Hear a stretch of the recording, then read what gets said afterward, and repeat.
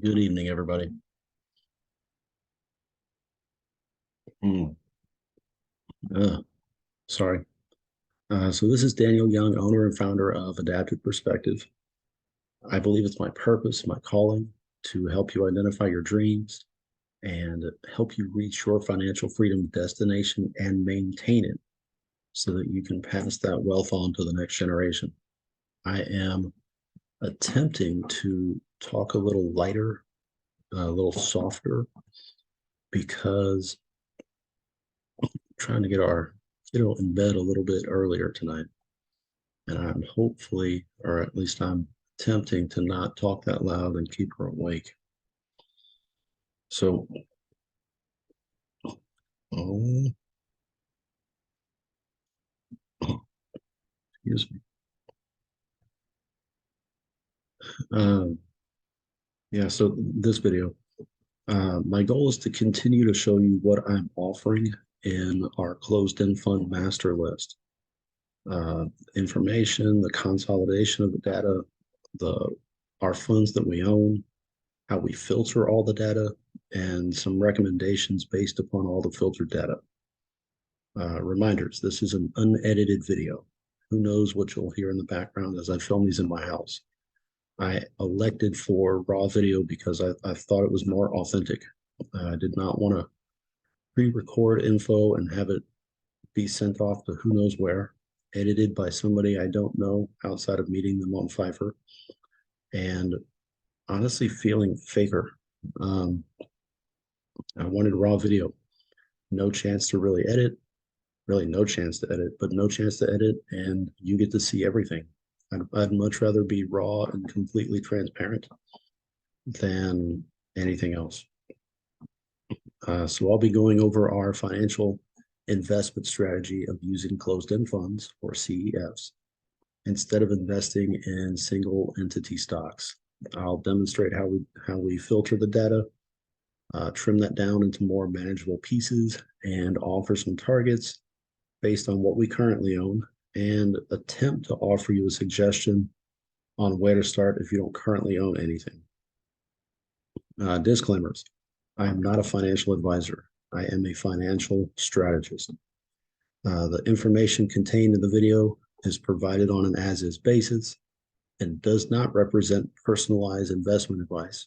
Information is from sources believed reliable, but no guarantee or warranty is made as to its accuracy. I may be invested in some of the closed-end funds recommended or reviewed in the video. Transparency. We own the ones colored in blue. Green is the stuff we track. Purple are the funds recommended by external sources, and blue is what we own. I assume no liability for your use of the information contained herein and encourage you to educate yourself on the market, to consult with a licensed professional, and to know your goals before investing in anything. You need to know your strategy and know your goals. And though I encourage you to talk with a licensed professional to get their advice, quite honestly, because I have to say that, I also encourage you to not be afraid to walk your own path. When we started investing in closed-end funds, and when we picked our online platform of Webull, I did not consult with our existing stockbroker, and I did not consult with any licensed professional. I did a ton of research on my own. I did a ton of research on my own, talked to a few trusted family members, and between my wife and I made the decision to begin investing on our own and self-manage that portfolio on our own. I don't speak like the herd. I walk in very limited company, and sometimes I walk alone, and I'm okay with that. So let's get into some targets. But quickly, I need to say something about Memorial Day. So with Memorial Day being Monday, Memorial Day has become what a lot of people associate with the start of summer. A lot of school, or say a lot of school sessions are out. There are a ton of sales going on, and it's very easy to miss the real reason of having Memorial Day. It's a day where we remember the great loss of military, but also just informal military back when we started with militias. And we still have militias. That's the amazing part of our government is we have all of we have this amazing military, both on at a country level and the state level. But you and I make up the just the regular militia of our country. And Memorial Day celebrates. It doesn't mourn, but it's the recognition of the amazing loss of life that it's taken to begin and create and maintain this amazing country. And we look at the armed forces across all categories, but we also look at just the everyday American because I mean, back before we had the specific branches of military, it was people like you and me defending this country. And we stop and hopefully pause and recognize the people who have given everything to keep this country going. And regardless of politics, regardless of theological and philosophical beliefs, we see what the amazing men and women who have gone before us have done and what they have given and what they have sacrificed and what they have lost.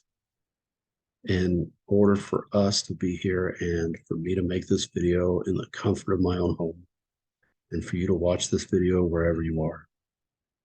So as we hit Memorial Day tomorrow, please take a moment and consider what it's taken in order for us to establish a country apart from the other countries and then also to maintain it. And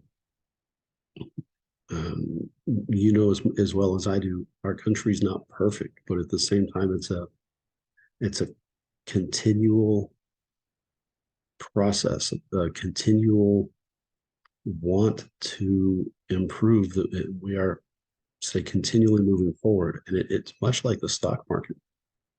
And the rise and fall of the stock market, if you look at the day to day, I mean, it looks very erratic, right? Very much not like a heartbeat or what a heartbeat should look like.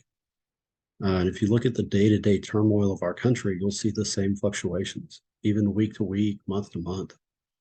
But if you look at it overall, whether from the founding of our country, right, like it looks more, it looks much more linear than that erratic landscape. And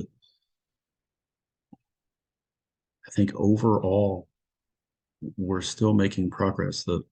And this will turn political more than I want it to be. Um, Overall, we're still a country with a lot of freedoms. I think we've given up a lot of freedoms, but overall, we're still a country with a lot of freedoms. And the majority of the country wants the freedoms we've given up back. And that's really the sticking point. Government wants to keep those freedoms, and the people want the freedoms back. So I'll leave it there. But overall, I think we're still working toward a better country. And some things will come up that we don't like, and some things will come up that will show us the things that we need to change. And then it's a willingness to change from all involved. It's not a willingness to change from both parties. It's a willingness to change from all involved, which would be you and me and everybody else. So financially, let's work on financially, since this is a financial based channel that realizes different things impact our finances. But the whole point of this video was a financial video. So to do that, let's go back to, oh goodness, let's go back to me sharing a screen.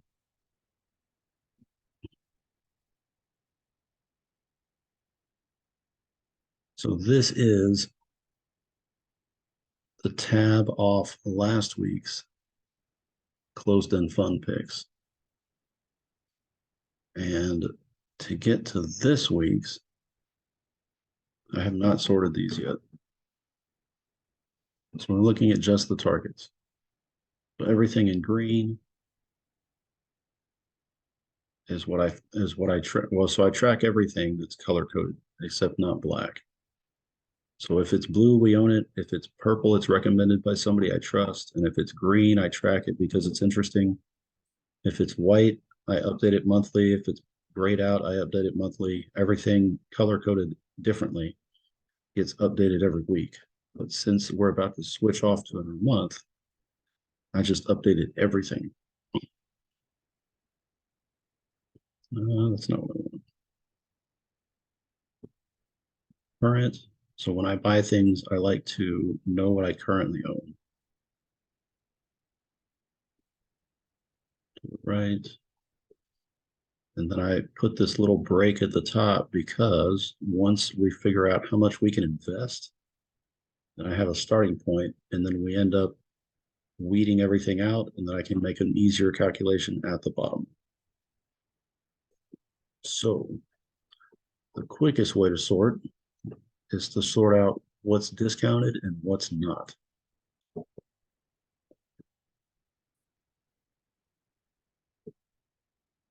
So if it's not at a discount, it's not on the menu.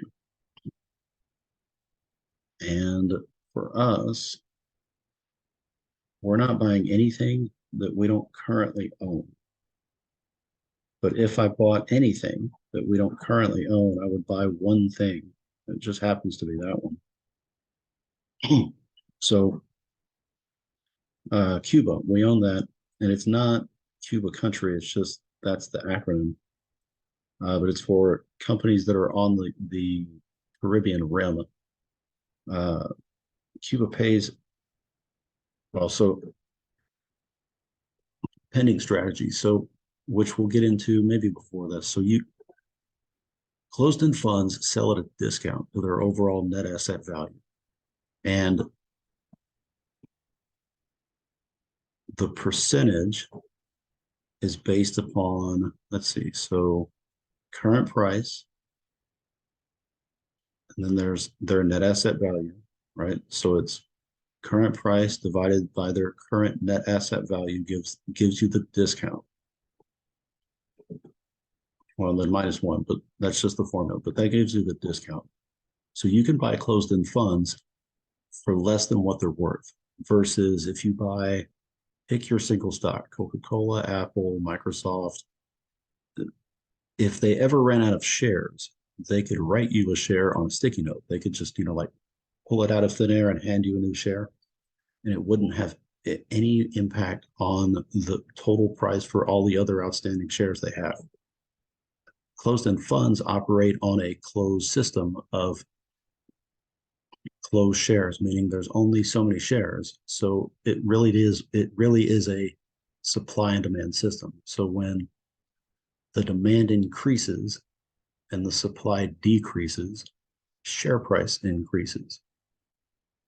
So when there's a ton of shares available, the share price goes down. When there's not a lot of shares available, price goes up. So your strategy could be to take the most discount and just buy that.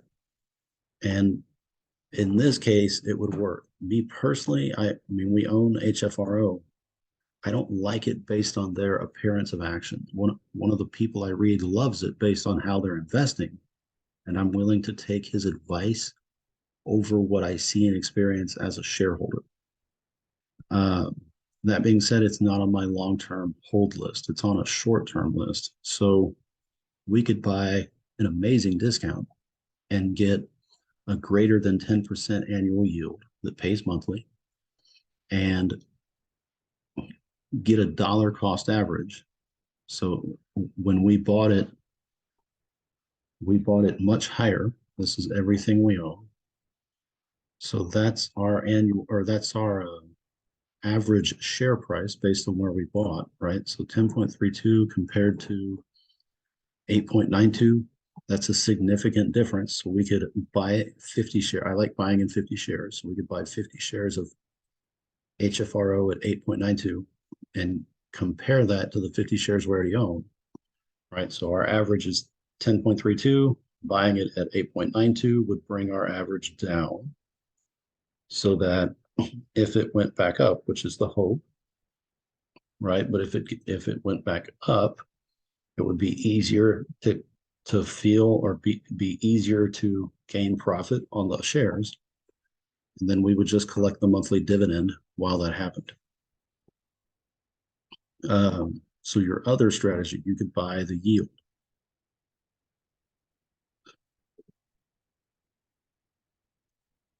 So unless it's this fund right now, I mean, this fund is our benchmark on the lowest yield for our portfolio because we bought it low. Like when we bought it, it was like a 5% yield, but we bought it because it has a rising dividend. It cratered during the pandemic and then started to come back, and it still has a ton of room to gain. And it performs well. Excuse me. The fund performs well. They manage their fund well. They consistently have hiked their dividends since we bought the fund. So that number will change. Like, so here's the current price, right? So if they raise their which they just raised their dividend. So if they raise their dividend again, then it increases based on the buy-in price you have. Uh, let's go back to, well, so we'll stick here. So current inflation is 4%. So anything at 4% or under isn't actually helping you, right? So all of these numbers, it's 8% a year, but then you have 4% of inflation, you're still going to get a 4% dividend on top of inflation. So inflation will eat 4% of this. You're left with 4% of that. Let's see, you could buy at discount. That's always a good idea. Discount is relative to the fund. It's not like a benchmark score. Like we're only going to buy funds with a 10% or greater discount. It's the discount strategy is based upon the historic average of the fund. So if historically, which we can look at,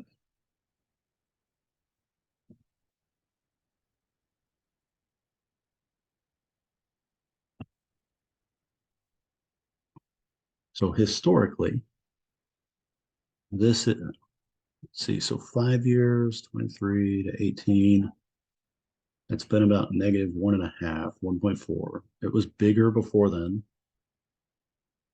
and then closed off and went premium, then opened back up. So always harder to estimate or ballpark all of this.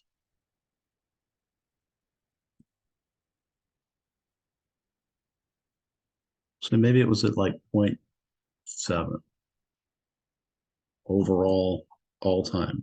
But also we can look at just the past 5 years and then compare it to now.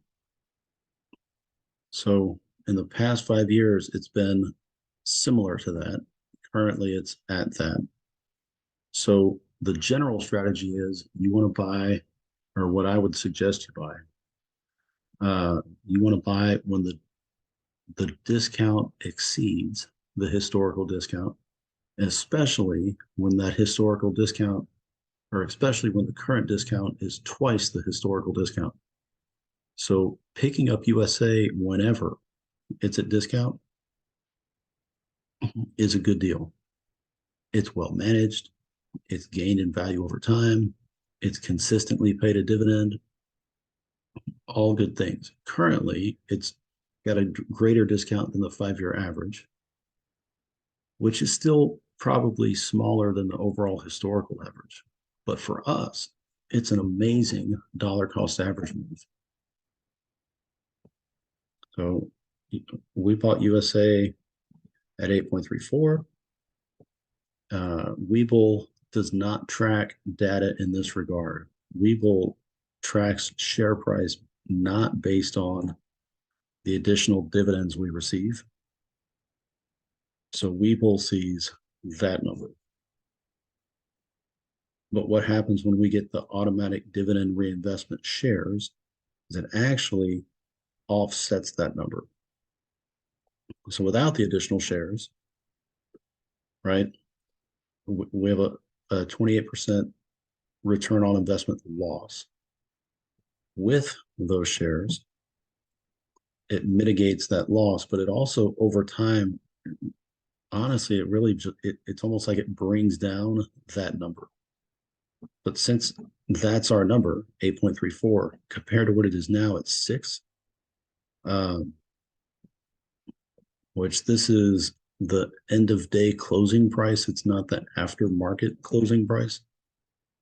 Um, so with the number at 6 after hours to buy it, gosh, if we could buy 50 shares, right, it would drop that number. If we could scrounge 100 shares, it would really drop that number. Oops.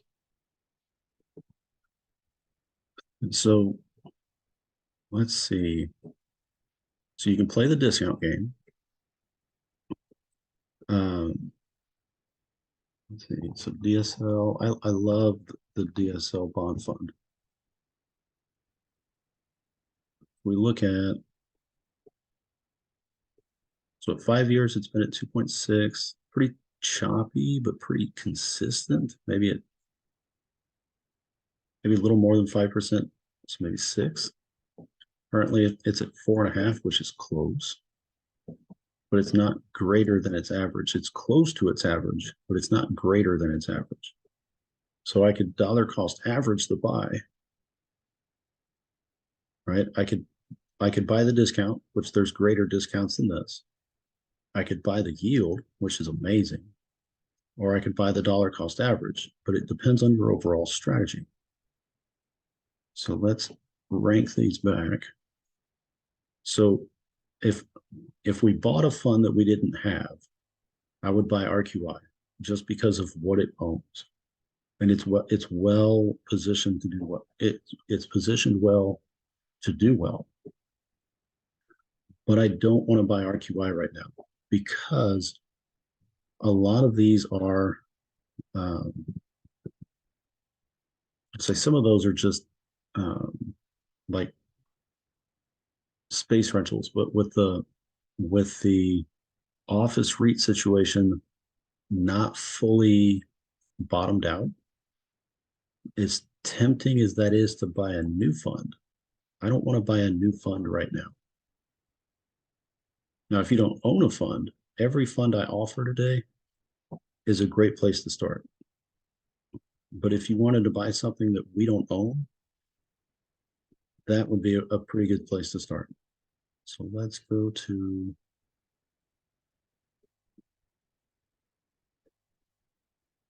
all right. So Cuba at an amazing discount has a phenomenal dividend, but is poorly managed. Currently, their portfolio is all cash. It's been sitting all cash. They pay dividends in dividend reinvestment. So they pay me a dividend in cash and they take it back and give me shares.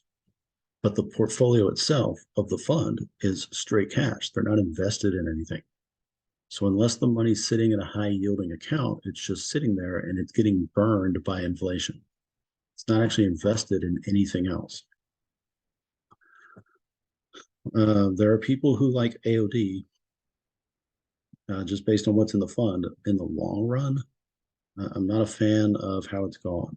AGD, we owned a fund called DDF, which I get. I'm just throwing acronyms at you or stock tickers at you, but it's easier because I don't remember the full company name.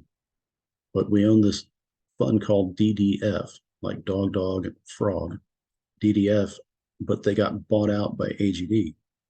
DDF paid fairly consistent dividends and they paid a hidden dividend. It was phenomenal. And then they got bought out. So we owned 50 shares. It was not a straight one-to-one deal. So instead of having the 50 we started with, now we own 40. And I'm not overwhelmingly satisfied with the new company, or at least with the transfers. So I'm unwilling to buy more at this time. EOD would be a great dollar cost average move, but their dividend's been finicky. Like for what they have, they ought to be doing really well, but they've decreased their dividend consistently the last three. I want to say three. Like in the last year, I want to say they've decreased the dividend twice, if not three times. Now it still pays amazingly well, right? Their dividend is still more than 10%, but the ongoing decrease in dividends, it doesn't really make me want to buy more of it.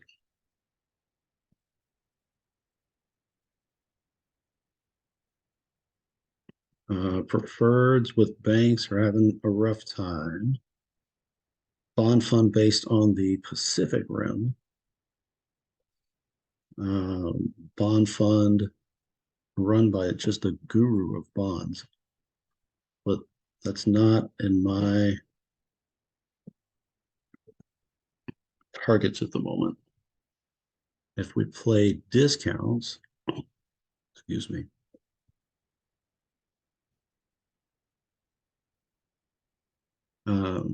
HFRO has the greatest discount, and it pays a good 10% yield.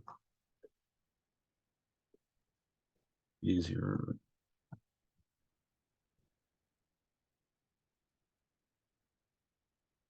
pricing.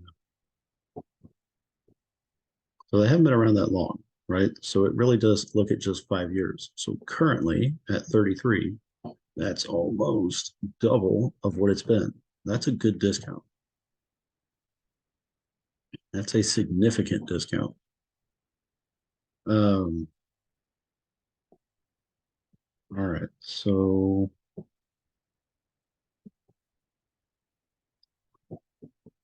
loans. I like Virtus. Let's let's do it this way. So GER has exceeded our dollar cost average. Like if we bought it, it would raise our average. FEI has not increased their dividends since the economy kept moving, or the economy came back following COVID. KMF, rumor has it, is going to merge with KYN, and it's not going to be a one-to-one deal. So my 150 shares of KMF are not going to be 150 shares inside KYN. It's going to be like 0.88 if the rumor holds true. HQL is a great fund long term, but not right now. And if you notice the yield, all of these funds now have above 10% yield. All right, so USA would be a great deal for us. That's a great discount. That's a competitive discount. That's a good discount compared to normal. Same thing there. All of these funds are like their discounts are better than their historical averages, which is why that triple asterisk is there. Um, let's see. Preferred shares, big bank investment. Bond market's been tricky. Technology, but I've honestly been trying to target. So with the state of the market and pretty much everybody's portfolio, almost all of these are great dollar cost average buys. And I like all of these funds, but it's trying to figure out the best bang for what we have, or the best value for what we have, and whether that be a short-term thing or a long-term thing.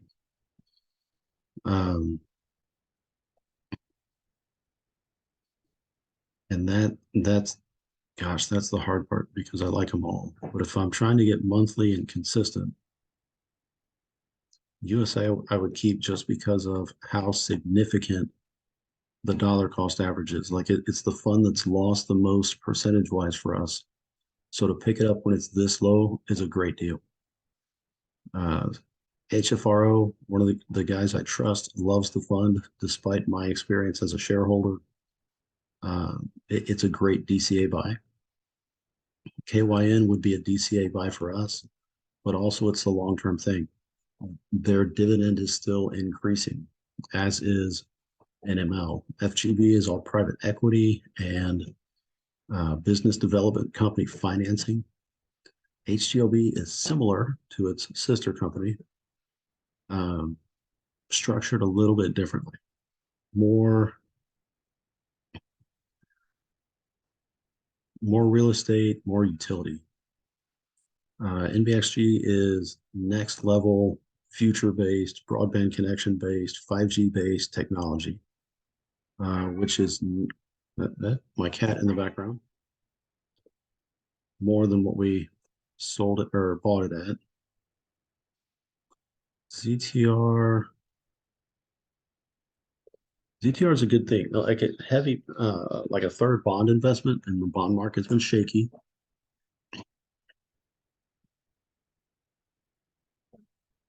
IGR is all real estate, and for us, it's a lifetime deal. But it's the ongoing question of is that office real estate space at the bottom end of the market? Um, that's the ongoing question. I don't think you can really time the bottom of the market well, but nobody wants to lose more money, right? I think the quote that stands to reason with that is, and I forget who said it, or at least who it's ascribed to, is buy when there's blood in the streets, even if the blood is your own. And we've got blood in the streets on all of these funds. So which fund is the best? And I don't have 5 grand that I can just plunk into everything. And if you do, it's almost easier because you can target 3 or 4 funds and then funnel your money into that. But if you've got $500, what becomes the best investment? And part of that's going to be what you already own. But if you don't own a closed end fund, where do you start? And it comes down to money. Part of it comes down to dividend. I mean, right? So, pending your strategy, right? You can invest for the dividend, but all of these have great dividends. You can invest for the price. All of these have great pricing. I think the better way to look at it is to play the historical average of the discount so that you get a heavily discounted fund who throws a great dividend for a great price, or say a heavily discounted fund at a great price who throws an amazing dividend, right? Or those are the dividends, that's the yield. And then while you get paid the dividend, you're hoping that that discount window closes and so the price raises while you get paid the dividend. But it becomes, where do you put your money? So if it's me, as much as I like this fund, and I like them all. As much as I like them all, there are funds that have been on my radar consistently for a while. Like these are the specific closed-end fund videos I've done. I added HFRO to this list based on the advice of somebody I watch.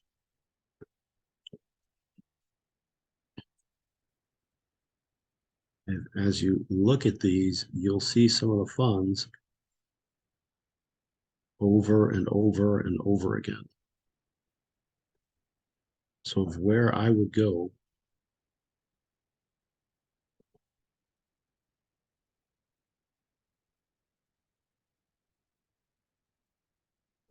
really these 6, and any of them are great investments. It's going to come down to money, and I like to buy things in sets of 50. So just to show you what the spreadsheet does.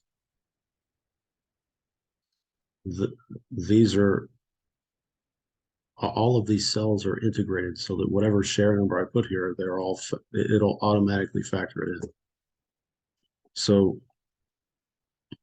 IGR pays monthly, right? Which it doesn't look like that much a month. $3 a month is not that big of a deal for 50 shares.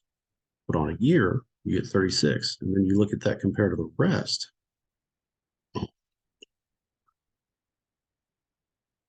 So if you're looking at the actual number, it's not always what you think it is. So an 11% yield doesn't always get you $20 a year. Um, so it's that weird strategy of, yes, you're paying, like you want a great paying dividend, which is related to the overall percentage of yield, but it's linked to the actual share price. And then it links back to the discount.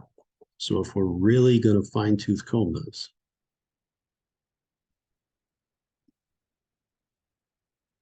we're going to play the discount. USA for us stays on the list because it's a dollar cost average.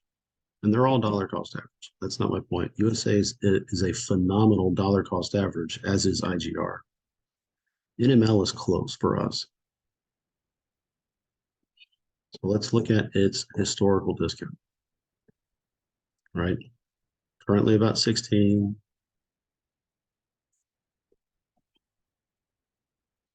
Last 5 years has been 17. There. Before it was far less. So we'll say maybe it was 11%, maybe 10% because it's got the spike. And a little bit more than maybe 9% historically. So is it double? No. Is it an amazing, it's a dollar cost average. Where are we? ML. So that's our average price, 646, right?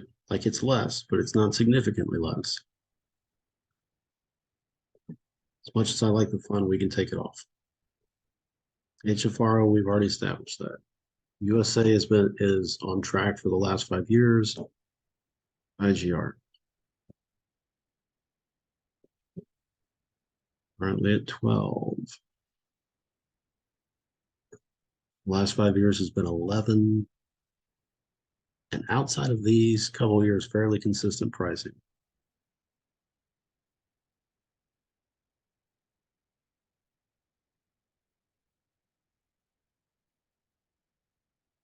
Yeah.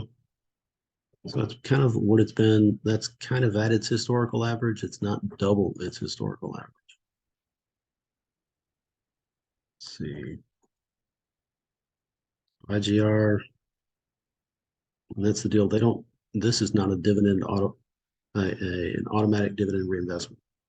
It's just the shares we have. So share value around $5 based on the overall return would be an amazing dollar cost average for us. But to start, if you don't have it, like if you don't have any of this stuff, right? IGR would be a great place to start for, well, sorry, IGR for us is great based on the dollar cost average. IGR for you, it's not greater than its historical average. It's kind of on par with its historical average. Same thing as USA. Versus this is still a dollar cost average for us. Not as significant as it was at the beginning of the week when it was trailing at kind of like 8. But it's almost double its historical value. Still pays a 10% dividend for the year, right? So -4 for inflation, 6% for the year. 10% is amazing. 6% is still good after inflation, right? But that's almost double its historical discount. So that's a good fund to buy to start. Or maybe that would be something for you to consider. I don't want to box you in the corner and say, yes, you should buy this. It's your money. You're going to figure out what you want to do with it.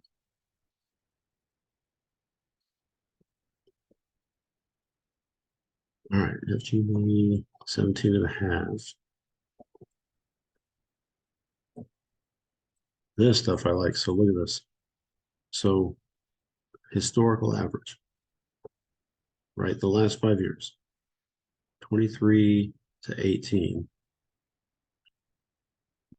almost 3% discount. But then you look at before that and it's kind of neutral. Like a lot of time above the line, sometime below, it dipped really low at the last housing crash. But for the most part, pretty neutral. So that 5 year, say -3, we'll say, but now it's -18. That's 6 times. It's not just double, 6 times the historical average. That's insane. KYN. I like this fund. 17,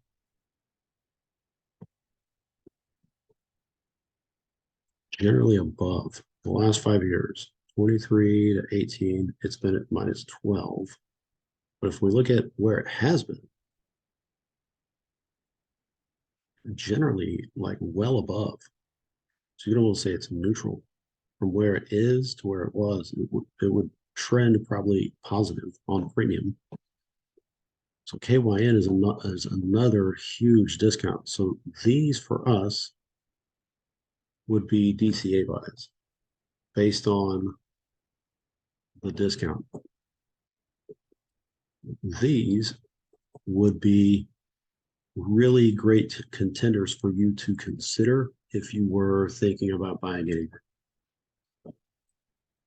And for us, they're still tempting. But as a shareholder, I can say I'm not happy with the management, at least how they present the management. Based on the people I read and the behind the scenes and the intel they have, which I'm willing to accept their intel over my feelings of how I feel as a shareholder. Um, which sounds kind of weird, but it hopefully that makes sense. Um,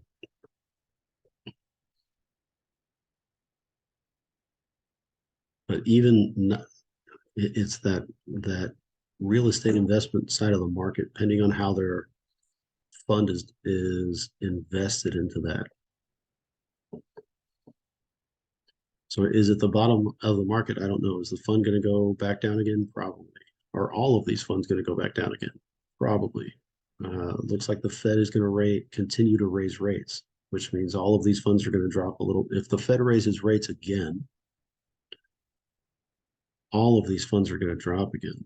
Like they might go up between now and then and not drop as much. They might flatline between now and then drop more. They might go down and then hear higher rates and go down further. And that's kind of the hard part of the market. It's very rarely that you can time something unless you have insider information, and insider trading is illegal, or it's supposed to be illegal. So where would I stick our money?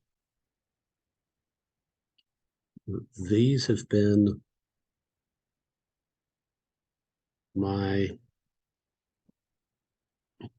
debates. HFRO is on the list because I value the intel I get. And it's an insane discount. It's an insane discount.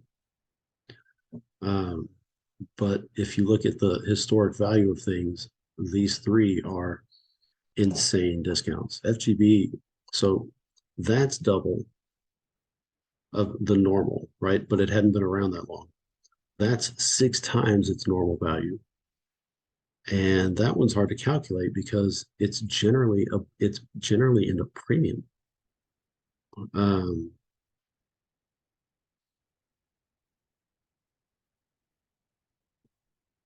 so